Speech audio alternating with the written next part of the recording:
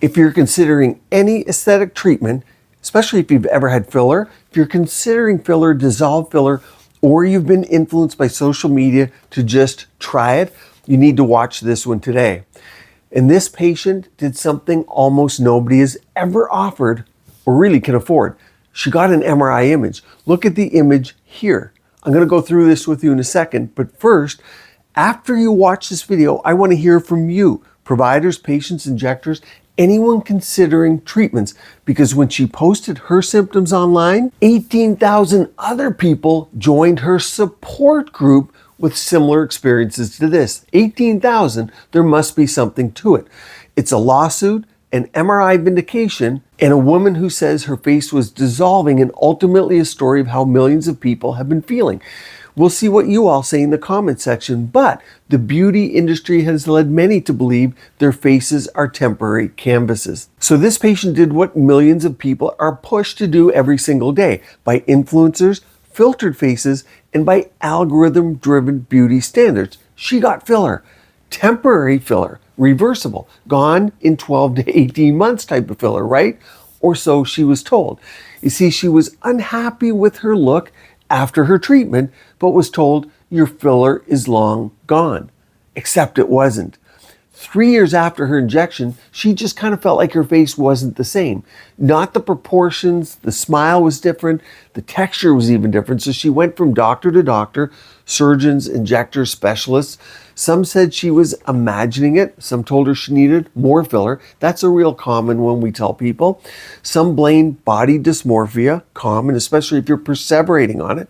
And some simply just dismissed her. But this is where the public will claim the gaslighting begins. Not just her story, but a system-wide trend in aesthetics, med spas.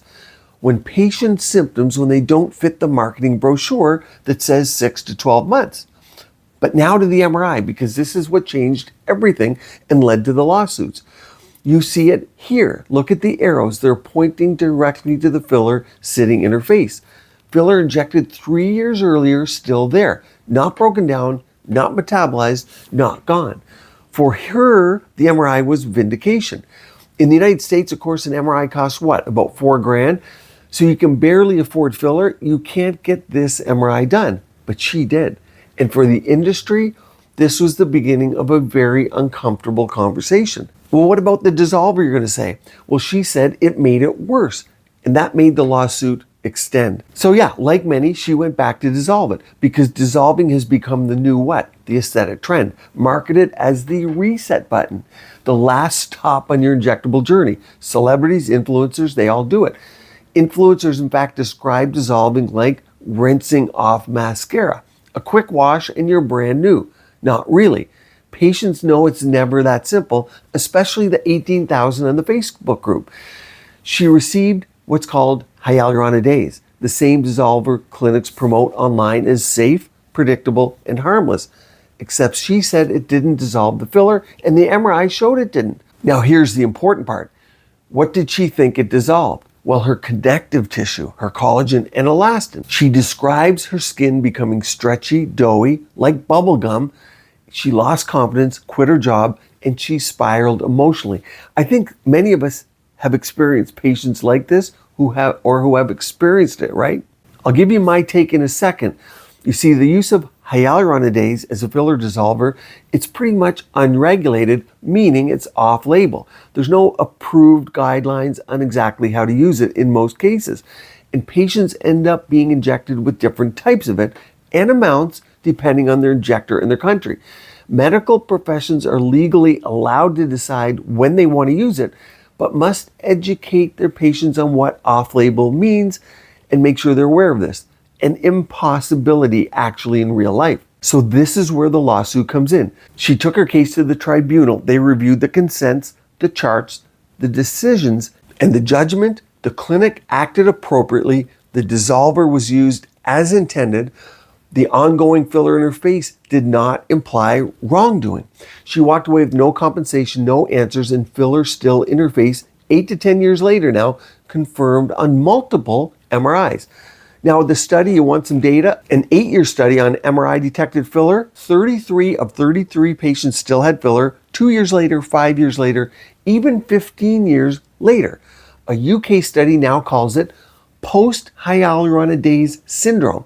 So up to 18% of patients showed hollowing, loosening, and structural changes. Some surgeons believe Dissolver may be more damaging than the filler itself. Others deny it exists entirely.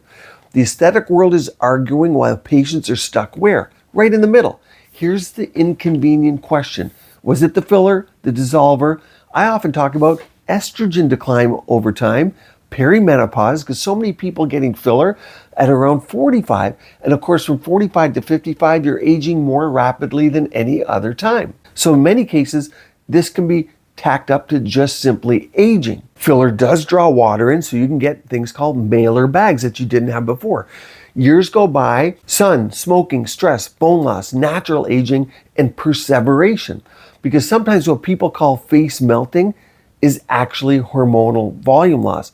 Sometimes it is migration, even immune reaction, because if the filler's still there 10 years later, you can easily get an immune reaction. Overfilling, and sometimes we genuinely just don't know.